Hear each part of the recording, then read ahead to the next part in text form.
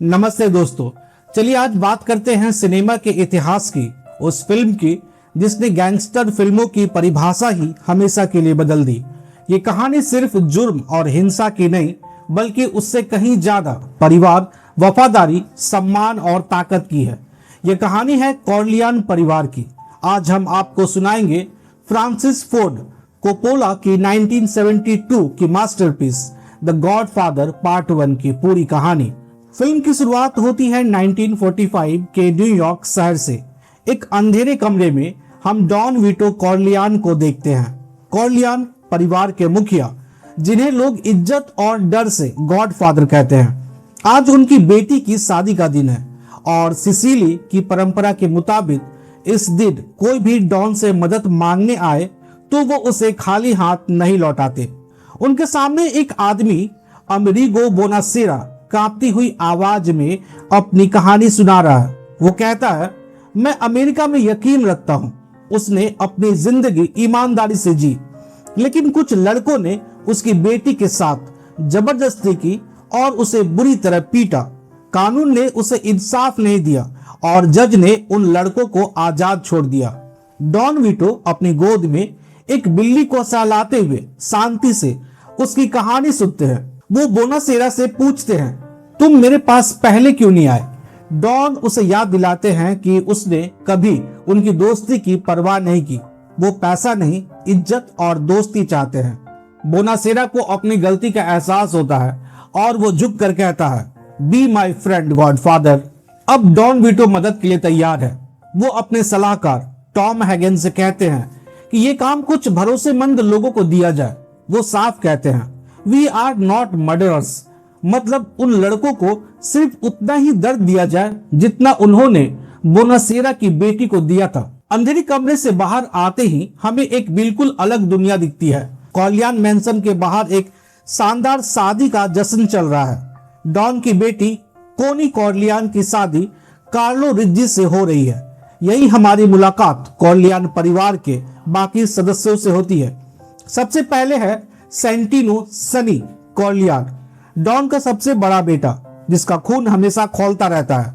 वो गुस्सैल और बेफिक्र है। जब एक एजेंट मेहमानों की तस्वीरें लेता है तो सनी गुस्से में उसका कैमरा तोड़ देता है।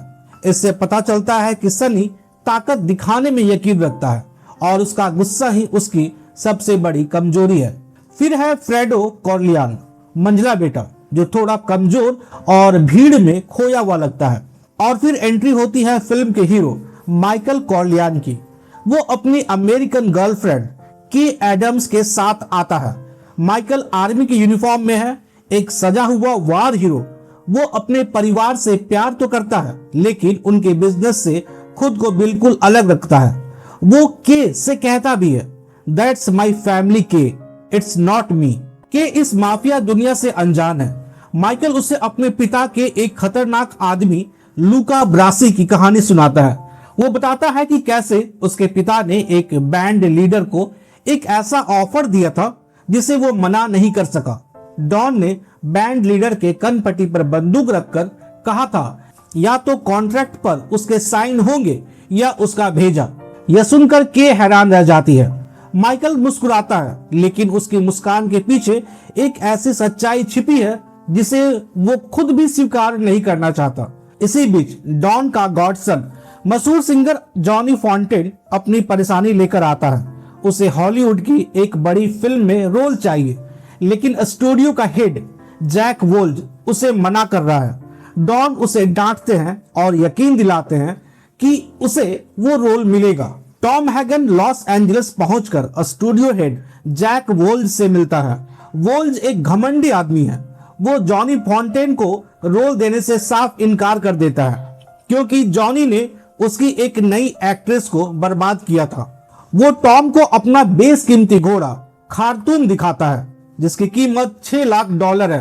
टॉम शांति से कहता है कि डॉन कॉर्लियान को ना सुनना पसंद नहीं है, लेकिन वोल्ज अपनी बात पर अड़ा रहता है।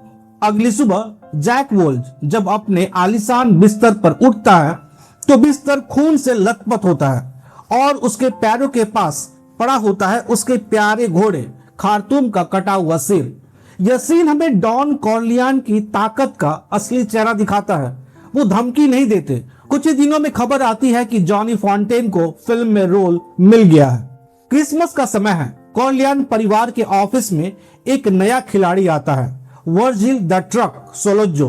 वो एक खतरनाक ड्रग डीलर है और हीरोइन का बिजनेस शुरू करना चाहता है। इसके लिए उसे कॉर्लियान परिवार के राजनीतिक और पुलिस कनेक्शन की जरूरत है, जिसके बदले वो मुनाफे का बड़ा हिस्सा देने का वादा करता है। टॉम और बड़ा बेटा सनी इस डील में फायदा देखते हैं। सनी को लगता है कि ड्रग्स भविष्य का बिजनेस है, लेकिन डॉन वीटो इस प्रस्ताव को ठुकरा देते हैं। वो कहते हैं इट्स अ डर्टी बिजनेस। उनका मानना है कि ड्रग्स के धंधे से उसके पॉलिटिकल दोस्त दूर हो जाएंगे। वो अपने सिद्धांतों से समझौता नहीं करना चाहते। मीटिंग के दौरान सनी खुद को रोक नहीं पाता और सोलोजो से पूछ बैठता है कि अगर डॉन मदद नहीं करते तो उनका क्या प्लान है। डॉन वीटो सनी को घूर कर चुप करा देते हैं, लेकिन नुकसान हो चुका था। सोलोजो को पता चल गया था कि डॉन के परिवार में ही इस डील को लेकर मतभेद है। मीटिंग के बाद डॉन अपने बेटों को समझाते हैं कि परिवार के बाहर अपनी सोच जाहिर करके उसने बहुत बड़ी गलती की है। सोलोजो को लगता है कि जब तक डॉन वीटो जिंदा है उसका ड्रग्स का कारोबार नहीं चल सकता। उसने सनी की आंखों में लालच देख लिया था और उसे यकीन था कि डॉन के हटने के बाद सनी डील के लिए मान जाएगा। कुछ दिनों बाद डॉन वीटो अपने ऑफिस से निकलते हैं और एक फ्रूट स्टैंड से संतरे खरीदने रुकते हैं। तभी दो आदमी अचानक सामने आते हैं और डॉन पर गोलियां बरसाना शुरू कर देते हैं। डॉन को 5 गोलियां लगती है और वो जमीन पर गिर जाते हैं। उनका बेटा फ्रेडो इतना घबरा जाता है कि वो अपनी बंदूक तक नहीं निकाल पाता और बस रोता रह जाता है। यह खबर कॉर्लियान परिवार पर बिजली की तरह गिरती है। सनी, जो अब परिवार का एक्टिव बॉस है, गुस्से से पागल हो जाता है। माइकल, जो अब तक इन सब से दूर था, अपने पिता पर हुए हमले की खबर सुनकर घर लौट आता है। माइकल अपने पिता को देखने अस्पताल जाता है और देखता है कि वहां कोई पहरेदार नहीं है। उसे तुरंत समझ आ जाता है कि सोलोजो उसके पिता को अस्पताल में ही खत्म करने के फिराक में है और इसमें पुलिस कैप्टन मैकेल्स्की उसकी मदद कर रहा है। माइकल तुरंत एक्शन में आता है। वो एक नर्स की मदद से अपने पिता को दूसरे कमरे में शिफ्ट करता है। फिर वो अपने एक दोस्त बेकर एंजो के साथ अस्पताल के गेट पर ऐसे खड़ा हो जाता है जैसे वो दोनों हथियार बंद गार्ड्स हो। कुछ देर बाद सोलोजो के लोग एक गाड़ी में आते हैं, लेकिन माइकल और एंजो को गेट पर देखकर उन्हें लगता है कि अंदर कॉर्लियान के आदमी भरे पड़े हैं और वो डर कर चले जाते हैं। इसके तुरंत बाद पुलिस की गाड़ियां वहां आती है, जिनमें कैप्टन मैकेल्स्की भी होता है। वो माइकल को धमकाता है और जब माइकल पीछे हटने से मना करता है तो मैकेल्स्की गुस्से से माइकल के मुंह पर एक जोरदार घूंसा मारता है। उसी वक्त टॉम हैगन वहां पहुंच जाता है और मैकेल्स्की को पीछे हटना पड़ता है। इस एक रात ने माइकल को बदल दिया था। उसके चेहरे पर लगा घूंसा सिर्फ एक चोट नहीं थी, यह अपराध की दुनिया में उसका पहला स्वागत है। डॉन वीटो जिंदा थे लेकिन कमजोर। सनी गुस्से में टेटालिया परिवार के खिलाफ एक गैंग वार छेड़ चुका था। इसी बीच सोलोजो शांति के नाम पर माइकल के जरिए एक मीटिंग का प्रस्ताव रखता है।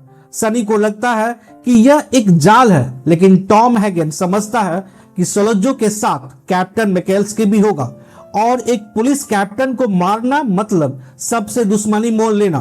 तभी सबकी हैरानी के बीच माइकल शांत आवाज में कहता है, मैं सोलोजो और मैकेल्स्की दोनों को मारूंगा।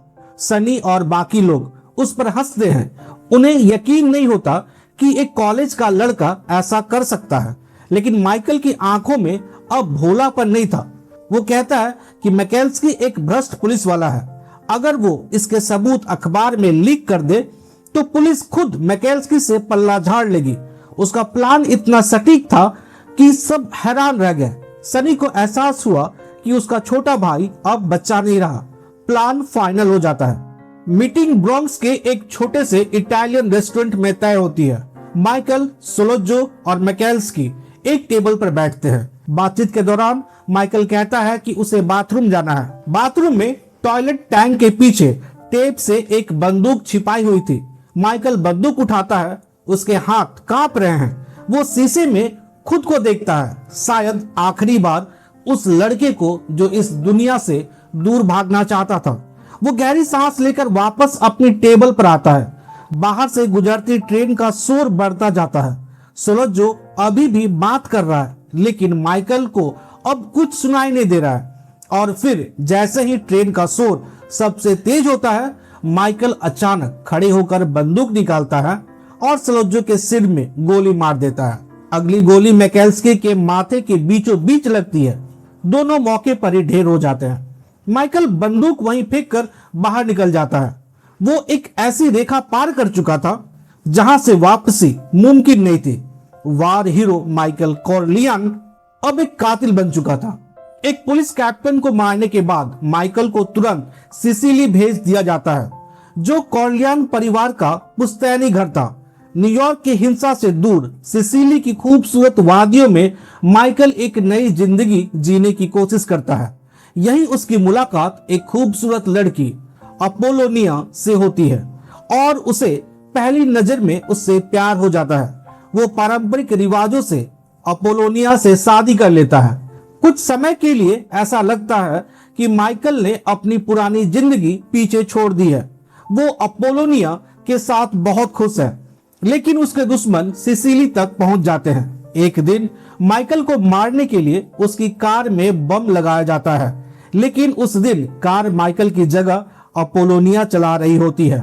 माइकल उसे रोकने के लिए चीखता है, लेकिन तब तक बहुत देर हो चुकी होती है।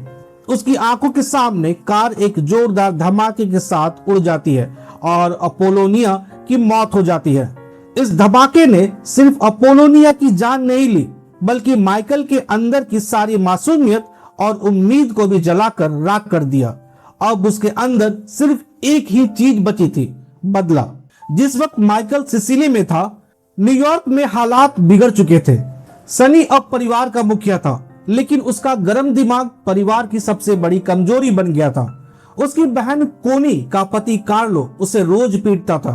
एक दिन कार्लो कोनी को बहुत बुरी तरह मारता है। कोनी रोते हुए सनी को फोन करती है।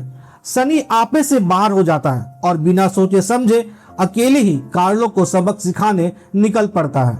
यह एक जाल था। जैसे ही सनी की गाड़ी एक टोल बूथ पर पहुंचती है, चारों तरफ से गोलियों की बौछार शुरू हो जाती है। सनी को गोलियों से छलनी कर दिया जाता है। उसकी मौत इतनी भयानक थी कि डॉन वीटो को बोनोसेरा को बुलाना पड़ता है, ताकि वो उसके शरीर को इस तरह ठीक कर दे कि उसकी माँ उसे देखकर सदमे में ना आ जाए। अपने बेटे की मौत ने डॉन वीटो को तोड़ दिया था, लेकिन वो एक बुद्धिमान लीडर थे। वे जानते थे कि अगर यह गैंग वॉर चलती रही तो सब कुछ खत्म हो जाएगा। वो न्यूयॉर्क की सभी 5 माफिया फैमिलीज की एक मीटिंग बुलाते हैं। मीटिंग में डॉन वीटो कहते हैं कि वो शांति चाहते हैं। वो सनी की मौत का बदला नहीं लेंगे। वो ड्रग्स के बिजनेस को भी प्रोटेक्शन देने के लिए तैयार हो जाते हैं, लेकिन उनकी सिर्फ एक शर्त थी कि उनके बेटे माइकल को सुरक्षित वापस अमेरिका आने दिया जाए। मीटिंग के अंत में डॉन वीटो सभी से हाथ मिलाते हैं, लेकिन उनकी नजरें डॉन एमिलियो बार्जिनी पर टिकी होती है। उन्हें शक था कि इन सब के पीछे बार्जिनी का ही हाथ है। माइकल सुरक्षित अमेरिका लौट आता है, लेकिन यह वो पुराना माइकल नहीं था। सिसिली के हादसे ने उसे ठंडा और निर्दयी बना दिया था। वो वापस अपनी पुरानी गर्लफ्रेंड के से मिलता है और उससे शादी कर लेता है। डॉन वीटो अब बूढ़े हो चुके थे। उन्होंने धीरे धीरे परिवार का कारोबार माइकल के हाथों में सौंपना शुरू कर दिया। माइकल परिवार को एक नए और वैध बिजनेस की तरफ ले जाना चाहता था। एक दिन डॉन वीटो अपने गार्डन में माइकल को एक बहुत जरूरी सलाह देते हैं। वो माइकल को चेतावनी देते हैं कि बार्जिनी उस पर हमला करने की कोशिश करेगा और जो भी आदमी उसके पास बार्जिनी के साथ मीटिंग का प्रस्ताव लेकर आएगा, वही परिवार का गद्दार होगा। इसके कुछ ही दिनों बाद डॉन वीटो कॉर्लियान अपने पोते के साथ खेलते हुए हार्ट अटैक से मर जाते हैं। डॉन वीटो के अंतिम संस्कार पर उनकी भविष्यवाणी सच होती है। टेसियो, जो डॉन का सबसे पुराना और वफादार साथी था, माइकल के पास आता है और कहता है कि डॉन बार्जिनी उसके साथ एक मीटिंग करना चाहते हैं और टेसियो के इलाके में यह मीटिंग सुरक्षित होगी। माइकल समझ जाता है कि गद्दार टेसियो ही है। अब माइकल अपना आखिरी और सबसे खतरनाक दाव चलने के लिए तैयार था। उसने अपने पिता और भाई की मौत का बदला लेने के लिए एक ऐसा दिन चुना जिसकी कोई कल्पना भी नहीं कर सकता था। यह फिल्म का सबसे शक्तिशाली सीन्स में से एक है। एक तरफ माइकल चर्च में अपनी बहन के बेटे का गॉडफादर बन रहा है और पवित्र कस्में खा रहा है, जहां पादरी पूछते हैं कि क्या तुम शैतान का त्याग करते हो। माइकल कहता है कि हाँ, मैं त्याग करता हूं। और जैसे जैसे माइकल ये कस्में खा रहा था, ठीक उसी समय उसके हुक्म पर उसके आदमी एक एक करके कॉर्लियन परिवार के सभी दुश्मनों को खत्म कर रहे थे। डॉन स्ट्रेची को होटल में गोली मार दी जाती है। मो ग्रीन को, जिसने लॉस वेगस में माइकल की बेइज्जती की थी, मसाज लेते वक्त आंख में गोली मारी जाती है। डॉन कूनियो को एक घूमते दरवाजे में फंसाकर मार दिया जाता है और सबसे बड़ा दुश्मन डॉन बार्जिनी कोर्ट की सीढ़ियों पर मारा जाता है। चर्च में माइकल अपने भतीजे के सिर पर पवित्र जल डाल रहा था और बाहर उसके दुश्मनों का खून बह रहा था। दुश्मनों के बाद बारी थी घर के गद्दारों की। टेसियो समझ जाता है कि उसका खेल खत्म हो चुका है। वो माइकल से कहता है, इट वॉज ओनली बिजनेस। उसे मौत के घाट उतार दिया जाता है। अब बचता है सिर्फ एक आदमी, कार्लो रिज्जी, जिसने सनी को मरवाने में मदद की थी। माइकल उससे मिलता है और शांति से कहता है कि उसे सब पता है। घबरा कर कार्लो अपना गुनाह कबूल कर लेता है। माइकल उसे जाने के लिए कहता है, लेकिन जैसा ही कार्लो कार में बैठता है, पीछे छिपा क्लेमेंजा उसकी गर्दन में फंदा डालकर उसे मार डालता है। कोनी अपने पति की मौत पर चीखती हुई माइकल के ऑफिस में आती है और उसे कातिल कहती है कि यह सब देखकर घबरा जाती है। कोनी के जाने के बाद वो माइकल से पूछती है, is it true Michael? Michael शांति से कहता है, don't ask me about my business Kay. लेकिन के जोर देने पर वो कहता है, all right, this one time I will tell you, ask me about my business. Kay फिर से पूछती है, इज इट ट्रू? माइकल उसकी आंखों में देखकर बिना पलक झपकाए झूठ बोलता है, नो। के राहत की सांस लेती है, लेकिन जब वो वापस कमरे की तरफ देखती है तो वो एक ऐसा सीन देखती है जो उसकी जिंदगी बदल देता है। कॉर्लियन परिवार के आदमी एक एक करके अंदर आते हैं, माइकल का हाथ चूमते हैं और उसे डॉन कॉर्लियन कहकर सम्मान देते हैं। एक आदमी धीरे धीरे ऑफिस का दरवाजा बंद कर देता है और के और माइकल के बीच हमेशा के लिए एक दीवार खड़ी हो जाती है। के को एहसास हो जाता है कि उसका पति अब वो इंसान नहीं रहा जिससे उसने प्यार किया था। वो अब द गॉडफादर बन चुका है। फिल्म का अंत इसी बंद होते दरवाजे के साथ होता है, जो माइकल की नई, अकेली और भयानक दुनिया का प्रतीक है। उसने अपने परिवार को तो बचा लिया, लेकिन खुद को नहीं बचा सका। तो दोस्तों, यह थी कहानी द गॉडफादर पार्ट 1 की। एक ऐसी फिल्म जो हमें सिखाती है कि ताकत और सत्ता की क्या कीमत चुकानी पड़ती है। माइकल कॉर्लियन ने अपने परिवार को बचाने के लिए सब कुछ किया, लेकिन अंत में वो खुद उसी अंधेरी दुनिया का बादशाह बन गया जिससे वो कभी भागना चाहता था। इस कहानी के बारे में आप क्या सोचते हैं? फिल्म में आपका सबसे पसंदीदा किरदार कौन सा है? हमें नीचे कमेंट्स में जरूर बताएं। और अगर आप चाहते हैं कि हम द गॉडफादर पार्ट 2 की कहानी भी आपके लिए लेकर आएं, तो इस वीडियो को लाइक करें और हमारे चैनल को सब्सक्राइब करना ना भूलें। मिलते हैं अगले कहानी में। इस वीडियो को पूरा देखने के लिए आप सभी का बहुत बहुत धन्यवाद।